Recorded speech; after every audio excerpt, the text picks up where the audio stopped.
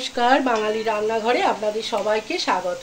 আজ আমি করব কড়াই চিকেন রোস্ট। কড়াই চিকেন রোস্ট করার জন্য এখানে অনেকটা বেরেস্তা লাগবে। এটা আমি তেলে ভালো করে বেরেস্তা তৈরি করে নেব। কড়াই চিকেন রোস্ট করার জন্য আমি বেরেস্তা তুলে রেখেছি ভেজে, ওই তেলের মধ্যে দিয়ে দিলাম 3টে তেজপাতা। আর এখন এক এক করে আমি চিকেনগুলোকে এর মধ্যে দিয়ে অল্প আঁচে ঢাকা চাপা দিয়ে একটু ভেজে নেব।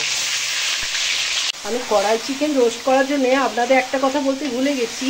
আমি এখানে 1.5 কেজি চিকেন নিয়েছি, আর চিকেনের মধ্যে অল্প একটু লবণ আর হলুদ দিয়ে আমি 15 মিনিট মতো ম্যারিনেট করে রেখেছিলাম। চিকেনগুলো আমি 5 মিনিট মতো একটু ভেজে নিয়েছি। এখন এখানে যে মশলাটা করে রেখেছি, আদা 1 ইঞ্চি, রসুন দিয়েছি 20টা মতন, আর দিয়েছি বেশ খানিকটা কাঁচা লঙ্কা, 2টো শুকনো লঙ্কা, আর দিয়েছি ধনে পাতা। এগুলো দিয়ে আর জিরে গুঁড়ো আর ধনে গুঁড়ো এগুলো সব দিয়ে একটা পেস্ট করে রেখেছি, আর অল্প হলুদ দিয়ে এখন এটা এর মধ্যে দিয়ে দেবো। দিয়ে আমি ভালো করে এখন এটাকে কষতে দেবো। কড়াই চিকেন রোস্ট করার জন্য চিকেনটাকে ভাজতে হবে, আর যখন মশলা ইউজ করতে হবে তখন একটু ধনে পাতা, বেশ খানিকটা ধনে পাতা মশলার সাথে বেটে দিতে হবে।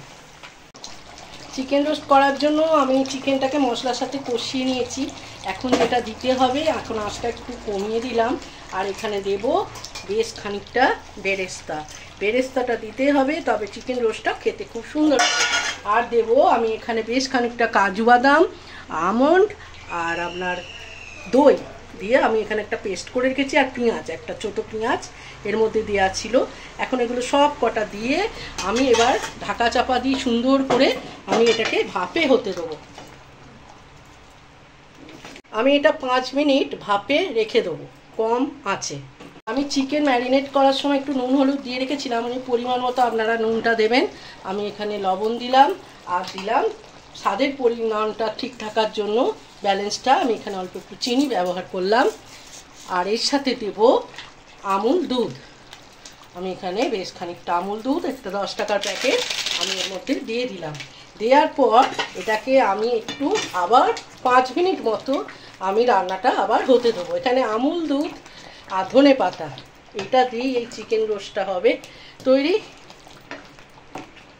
এবার আমি আবার ঢাকা চাপা দিয়ে দিলাম, দিয়ে আমি 5 মিনিট রাখবো। কড়াই চিকেন রোস্ট আমার সম্পূর্ণ রেডি। এখানে আমার যেটা দিতে হবে একটু গরম মশলা, আর ওই কাজু বাদাম বাটার বাটিতেই বেটেছি বলে এরকম সাদা সাদা অল্প একটু গরম মশলা দিলাম, আর দেবো বেশ খানিকটা ধনে পাতা দিয়ে আমার রান্নাটা শেষ করলাম। যদি ভালো লাগে একবার লাইক শেয়ার কমেন্টের জন্য অনুরোধ রইল।